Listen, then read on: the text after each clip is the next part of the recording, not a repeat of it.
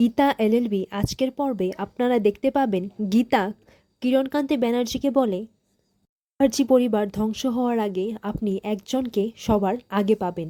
আর একটা পরিচয় হচ্ছে ওয়াইফ অফ স্বস্তিক মুখার্জি, আর আরেকটা পরিচয় হচ্ছে অগ্নিজিৎ মুখার্জির পুত্রবধূ। সর্বোপরি সে একজন অ্যাডভোকেট, গীতা এলএলবি। পর কিরণবাবুর স্ত্রী বলে, কি বলল? তখন কিরণবাবু বলে, ও রাজি হলো না। এরপর ওনার স্ত্রী বলে, এখন কি হবে? তখন কিরণবাবু বলে, কি আর হবে, এখন সেই শেষ চালটাই চালতে হবে। পর কৃপানের মা বলে, সেটা কি?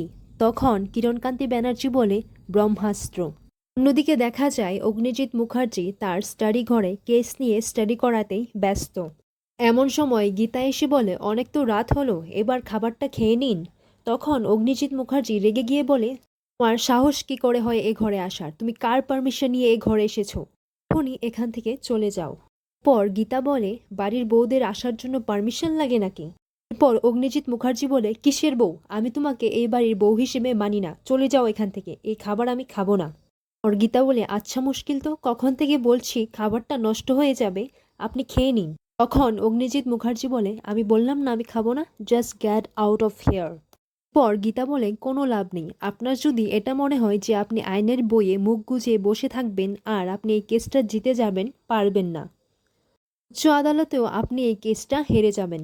পর অগ্নিজিৎ মুখার্জি বলে, জাস্ট শাট আপ, তুমি আমার সামনে আমার বাড়িতে দাঁড়িয়ে আমাকেই চ্যালেঞ্জ করছো? এরপর গীতা বলে, চ্যালেঞ্জ করছি না তো, আপনার এই কেসটা জেতার কোনোভাবেই কোনো সম্ভাবনা নেই। আপনি কেন বুঝতে পারছেন না বলুন তো? এরপর অগ্নিজিৎ মুখার্জি বলে, সম্ভাবনা আছে আর আমি সেটা প্রমাণ করে দেব। পর অগ্নিজিৎ মুখার্জি বলে, আমি একবার হলেও তোমাকে হারাতে চাই। পর গীতা বলে, হ্যাঁ আমিও হারতে চাই, আপনি একবার অন্তত নিরপরাধীদের পাশে থেকে লড়াইটা করুন। কি বলছি বাবা, আমি গোহারান হেরে যাব। তখন অগ্নিজিৎ মুখার্জি বলে, বাবা? বাবা কাকে বলেছ? তুমি আমাকে এই নামে ডাকবে না, আমি তোমাকে বাবা বলে ডাকার কোনো অধিকার দেইনি। পর গীতা অগ্নিজিৎ মুখার্জিকে খাবার নিয়ে জোর করতে চাইলে অগ্নিজিৎ মুখার্জি বলে, আমি খাবার খাবো না, এই খাবারগুলো বাইরে গিয়ে কোনো এক ভিখিরিকে দিয়ে দাও। পর গীতা ব্যঙ্গ করে বলে, ভিখিরিদের দান করে দাও, জমিয়েছেন তো ইট কুবেরের ধন 2 নম্বরের পয়সায়। ঠকিয়ে অপরাধীদের বাঁচিয়ে 2 নম্বরের পয়সায়। তখনই অগ্নিজিৎ মুখার্জি বলে, এই এই একদম চুপ, বাজে কথা একদম বলবে না। নম্বরী পয়সা মানে তুমি কি বলতে চাইছো? এরপর গীতা বলে, আপনি খুব ভালো করেই জানেন, আপনি দুজন রাজনীতিবিদের পাশে থেকেছেন, আপনি খুনিদের বাঁচিয়েছেন। তখন অগ্নিজিৎ মুখার্জি বলে, থাক থাক, তোমাকে আর তালিকা বার করতে হবে না, এই সব লিস্ট শোনাতে হবে না।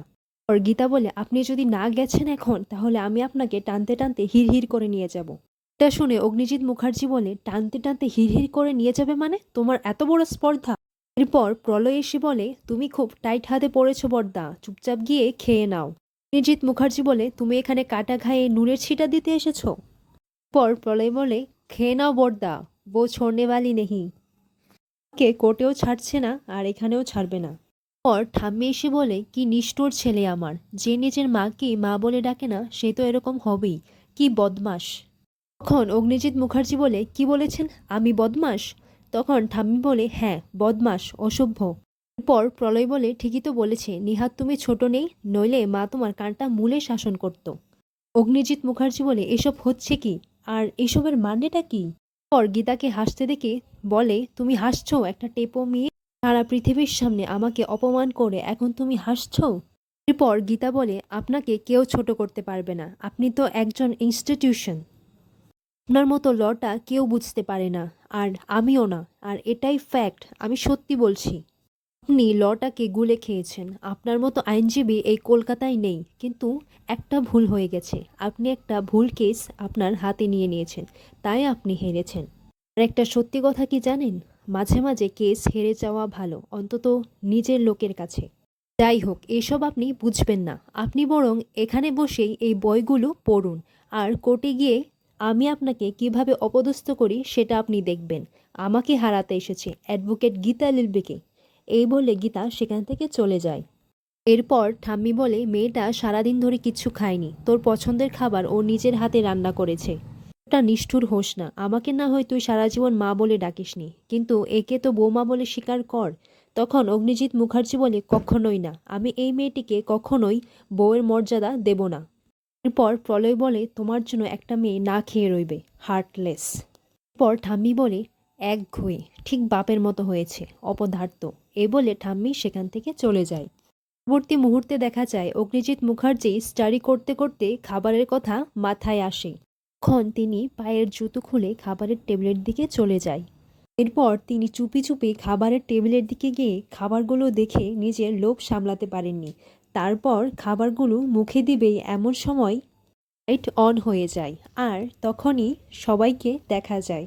আর সবাই অগ্নিজিৎ মুখার্জির এরকম অবস্থা দেখে হাসতে শুরু করে। তখন অগ্নিজিৎ মুখার্জি বলে, আমি জাস্ট খাবারগুলো টেস্ট করতে এসেছিলাম।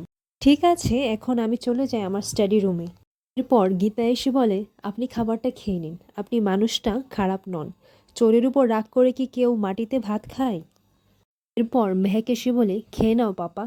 এরপর গীতা অগ্নিজিৎ মুখার্জিকে খেতে বসায়। আর সবাই অগ্নিজিৎ মুখার্জিকে খাবার কথা বলে। তখন অগ্নিজিৎ মুখার্জি বলে, আমাকে কেউ জোর করে খাওয়াতে পারবে না। তখন অগ্নিজিৎ মুখার্জির মা বলে, তোকে কেউ জোর করে খাওয়াচ্ছে না রে, তোকে সবাই ভালোবেসেই খাওয়াচ্ছে। আর এখানেই আজকের পর্বটি শেষ হয়।